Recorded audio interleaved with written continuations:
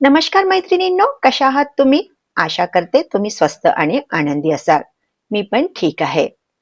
स्वयंपाकाला सुरुवात झालेली आहे. आज मी टमाटरची चटणी केलेली आहे आणि ती मी एअर फ्रायर मध्ये बनवलेली आहे. टमाटरला 2 तुकड्यांमध्ये कापून घेतलं होतं.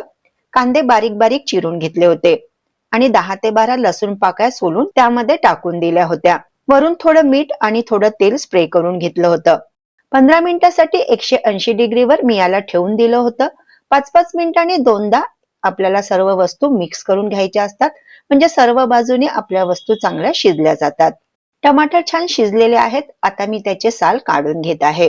हा माझा फिलिप्सचा एअर फ्रायर आहे. खूपच छान काम करतो. यामध्ये खूप कमी तेलामध्ये आपण आपले पदार्थ करू शकतो.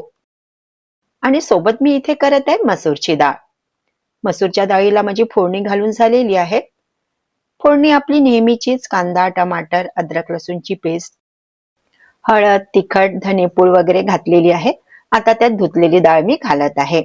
चवीपुरतं मीठ घालून घेणार, व्यवस्थित मिक्स करून घेणार आणि आवश्यकतेनुसार पाणी टाकून आता डाळीला शिजवून घ्यायचं आहे. टमाटरचे साल काढून घेतले होते. आता ते थंड झाले आहे. आता मी टमाटर खलबत्त्यामध्ये टाकून घेत आहे. एखाद्या भांड्यामध्ये पण घेऊन मॅशरने पण आपण मॅश करू शकतो. मी खलबत्ता घेतलेला आहे. आता टमाटर आणि लसूणला छान बारीक कुटून घ्यायचे आहे. एअर फ्राय टमाटरची चटणी तुम्ही माझ्या आर्यस होमनी रेसिपी या चॅनलवर सुद्धा बघू शकता. चटणी आपली तयार झाली आहे. आता यात फक्त कोथिंबीर घालायचं आहे. जर तुम्हाला पाहिजे असेल तर त्याला जिरं मोहरीची फोडणी देऊन या चटणीमध्ये घालू शकता. पण कमी तेलाची ही एअर फ्रायर मध्ये बनलेली चटणी पण खूप छान लागते. मसूरची डाळ पण आता शिजलेली आहे. आता त्यात कोथिंबीर घालून देते.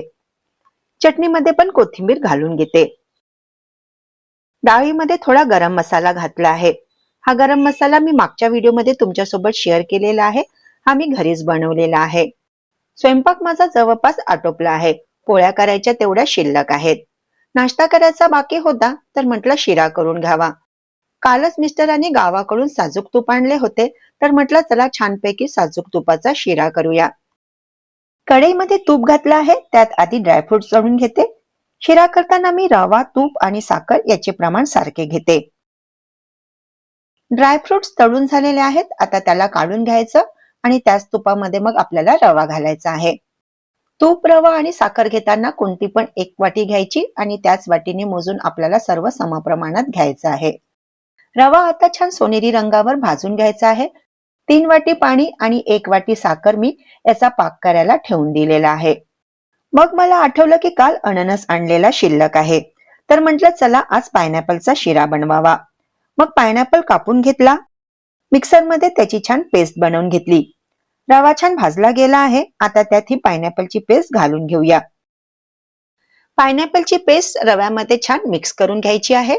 नंतर त्यात मग आपण ड्रायफ्रुट्स टाकून देऊ.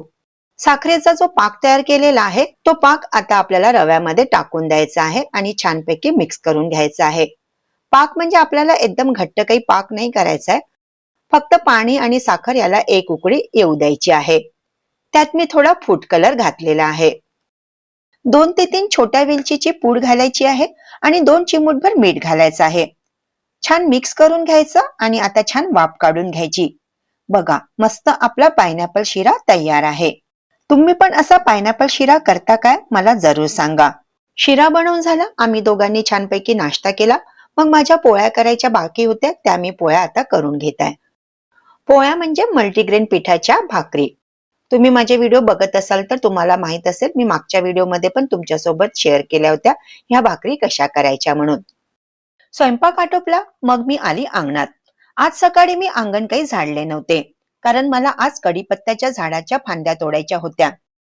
खूप जुनं झाड आहे, वरवर वाढत आहे आणि आता त्याला पानं पण चांगली येत नाही आहे. म्हटलं फांद्या तोडून बघावं, नवीन फांद्या येऊन चांगली पानं येतील.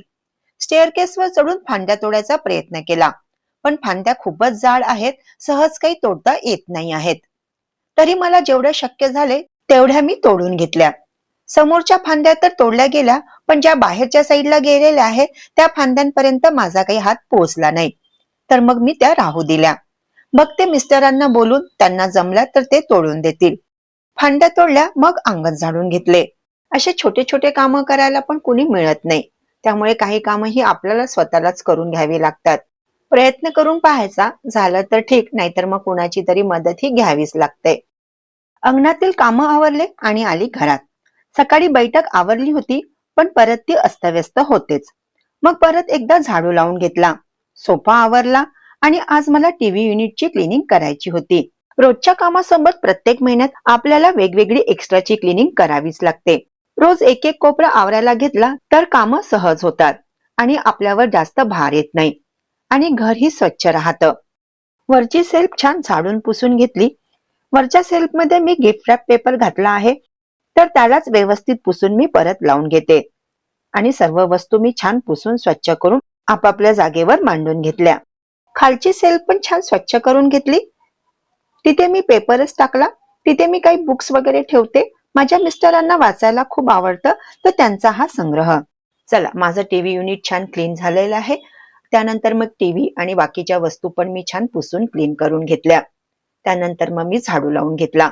यानंतर पण मला किचन आवरायचे आहे आणि रोजची बरीच कामे आहे. पण आजचा हा व्हिडिओ मी इथेच थांबवते. परत भेटूया नेक्स्ट व्हिडिओमध्ये. धन्यवाद.